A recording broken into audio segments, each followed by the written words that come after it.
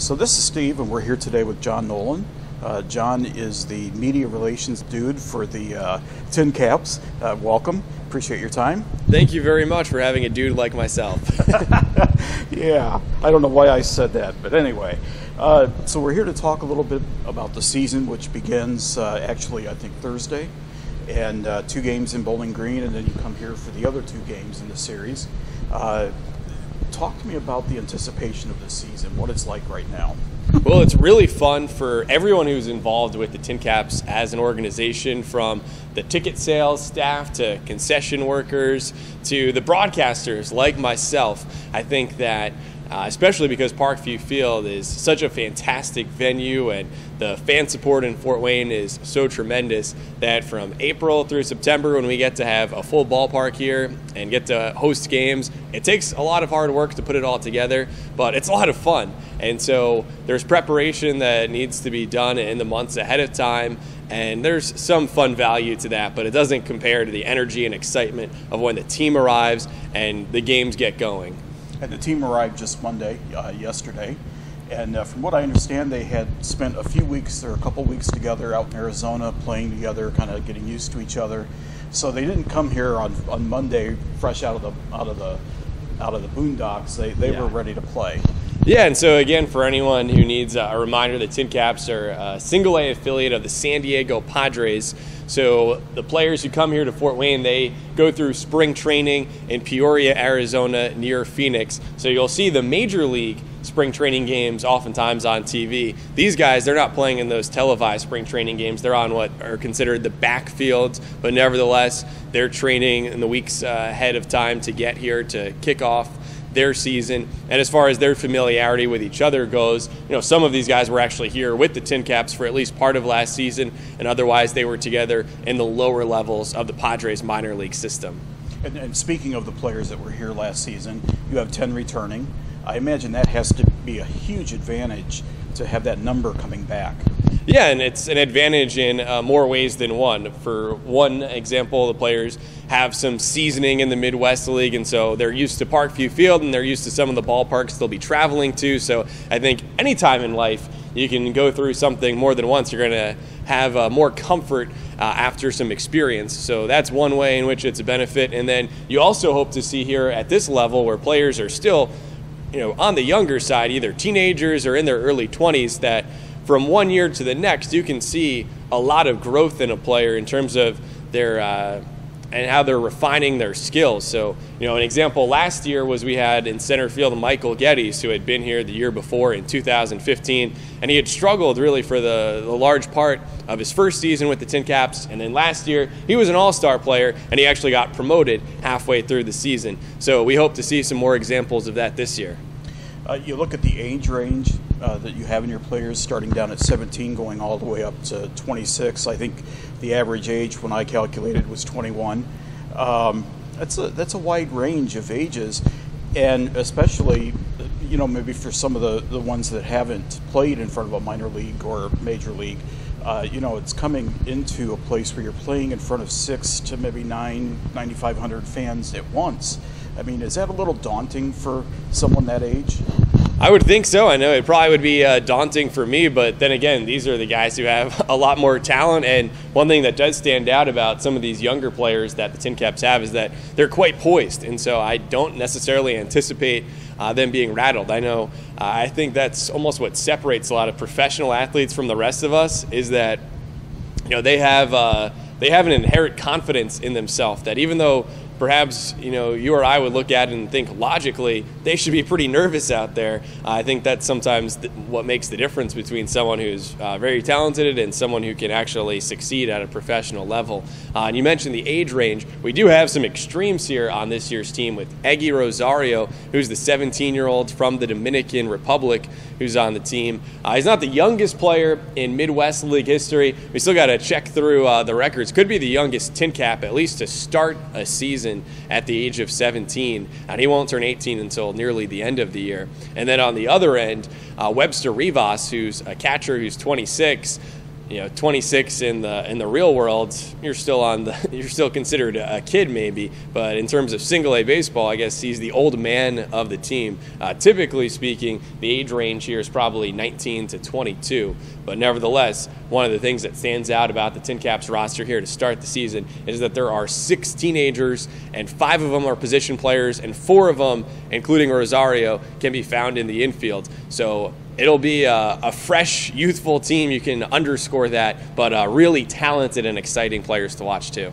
Well, you don't get to this level without having some talent or some ability to kind of block things out and be disciplined and be focused.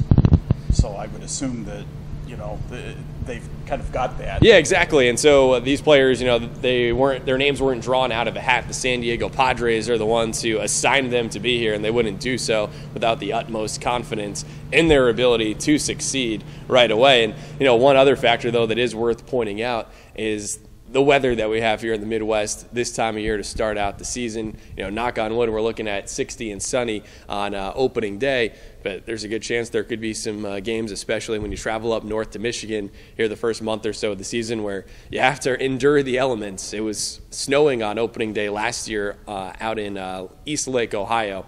So for some guys, it could be the first time in their lives that they've ever experienced weather like that, when you have players coming from Latin America and also from warm weather states like Florida, Arizona, Texas, California. And I think 16 states and 5 countries. Yeah, it's definitely, a fun part about baseball, and you just had the World Baseball Classic on to highlight how it really is an international game. So I think it's a dozen states are represented on this roster in 4 different countries. And that's pretty much par for the course. You see that on every roster around baseball every year now. And you have somebody that actually helps translate, I understand, for the players as well, if they need that. Yeah, so some of the players whose first native language is not English, they'll take English classes here during their stay in Fort Wayne. Although I've been impressed already to see how their English is far better than my Spanish would be. But yes, on the coaching staff, Johnny Carvajal, who's one of the coaches, he's a native of Venezuela, so he's obviously fluent in Spanish and has been around in the U.S. playing professionally for a long time and coaching. So he's a great resource. And then we do have a member of our staff too who can help facilitate if necessary. Okay. Which players do you think are ones that are really going to be worth watching this year?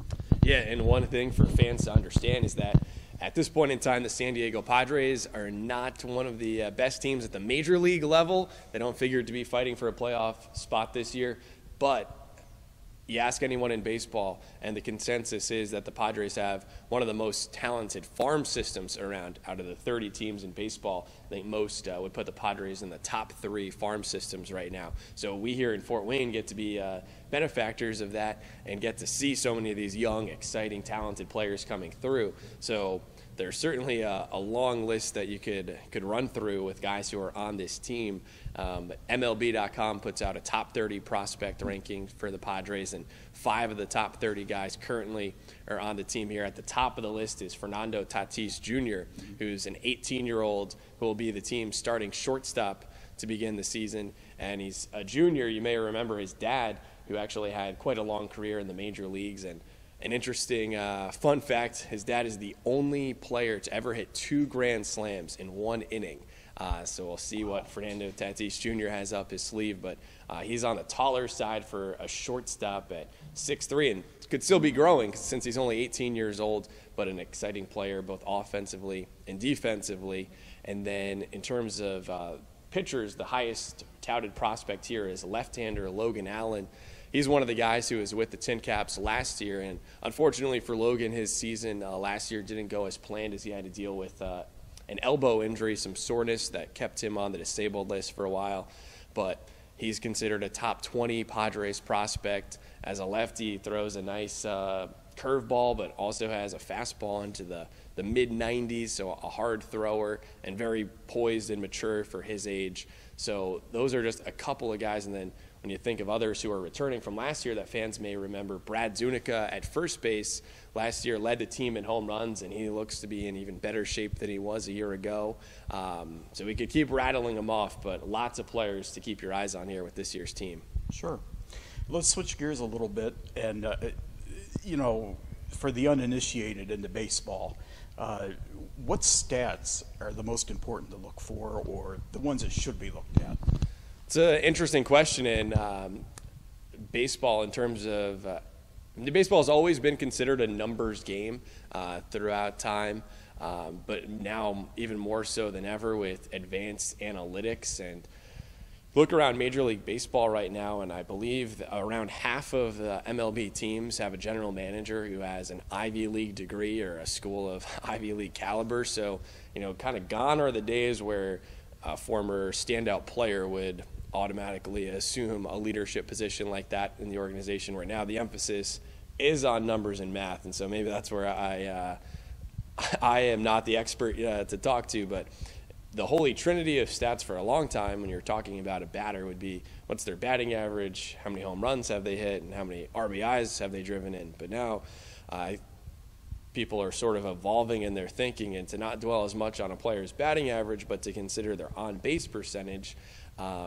So your batting average would only calculate how many times you have a hit per number of times you come up, whereas your on-base percentage would also consider a player walking to reach base or being hit by a pitch, because the thought there is to get to first base, it doesn't matter how you necessarily get there, you're still there. So a walk would be equivalent to a single. So on-base percentage, and then another one that and people are emphasizing more and more would be a player's slugging percentage, which considers the extra base hits that they get, because not all hits are equal, as would be calculated in a batting average. You know, a double, you're in scoring position versus a single only at first base. So then you combine on-base percentage with slugging, and you get on-base plus slugging. And these are still on the simpler side in terms of numbers that are being valued by teams right now. But it is fascinating to see how slowly but surely they're being incorporated more and more into TV broadcasts and radio broadcasts. And so I think you have a wide range of fans out there, some who are more into the numbers than others. I think probably, though, for me as a broadcaster, while I try to make sure I'm keeping up with trends, got to remember that probably the most compelling part of a player's story is not necessarily their numbers, but more of the human interest side. And you're not often going to have someone remember in their head what a player's on-base percentage is, but if that player had been cut from a team and then had to overcome adversity like that and winds up with the game-winning hit, stories such as that, overcoming injury, etc., those are probably going to kind of hit home with the average fan more than others. But yeah, it's crazy now. If you're here at Parkview Field, you may notice behind home plate there's a satellite, and that it's a rectangular satellite, and from there it calculates not only the speed of a pitch to the 1/10 of a second, but it can calculate how hard or how fast a ball is coming off of the hitter's bat, the exit velocity, the spin rate of a pitch. So nowadays, with a curveball, you can calculate how many times it's rotating, and so the more the ball is spinning, the tougher it is for a hitter to hit it. So there are so many numbers available out there. It's definitely more and more of a challenge to try to make sense of it all. Amazing what modern technology is doing. It truly is, yeah. One last question, and as broadcaster for the TinCaps, you are at every game. You get on the bus do you go on the bus with the team? I do travel with the team on the bus, yes. So you're going to every game, coming back, and I mean sometimes their schedule is pretty daunting. They're a state away, and then they come back here for a game the next day, sometimes that afternoon. That's got to be a challenge in itself. Yeah, I'd say it can be a challenge, but I certainly wouldn't complain about it. I feel very fortunate to have the job that I do, and especially to have it here with the TinCaps, where Parkview Field is the premier facility in minor league baseball, and for that matter, the rest of the venues around the Midwest League, a lot of them are upper echelon too, and I hesitate to even use the word job to describe getting to travel with the baseball team and to watch and broadcast games. because I know so many fans would love to have the chance to do that. So you won't hear me complain. But yeah, as far as the players though, maybe that is something for fans to consider. If you're out here and you see a guy look a little bit tired, it may be because the bus pulled in. As will be the case probably for opening day here on Saturday. The team will be traveling from Bowling Green, Kentucky, in the southern part of the Bluegrass State. It's about a 5.5, 6 hour drive. We don't know how long the game's going to go on Friday night. I'm hoping for no extra innings, but team probably won't be pulling into town until about 5 in the morning on Saturday. So I'm sure the adrenaline of the big crowd here will prevent any yawning out there, but it certainly isn't easy for these guys to go out and perform physically day after day. 140 games in 152 days, so there's not too much time to relax. They're constantly on the go. But again, I know, speaking for the players too, that they wouldn't trade it because it's just a joy to get to be around the game. And I can imagine you probably developed the skill of being able to sleep anywhere through anything. You probably developed that pretty quickly. Yeah, I don't know. I wish I was a little bit more proficient at being able to sleep on the bus. But yeah, at times you have no choice. You know, again, luckily I'm on the shorter side, but we got some guys on the team as tall as 6'8". So for me to be able to sleep on a bus is a little bit of a different story than for someone who's nearly 7 feet tall. An advantage to being short. Yeah, I'll take it. Waited all my life to find the advantage, and now it doesn't even apply to me. So, well, John, we appreciate your time today. We really do, and wish you guys well for the season. Everybody in Fort Wayne's pulling for you. So here's to a great season. Stephen, thank you very much. Appreciate it, and look forward to seeing you out here at Parkview Field this spring and summer. We'll be here. Thank you.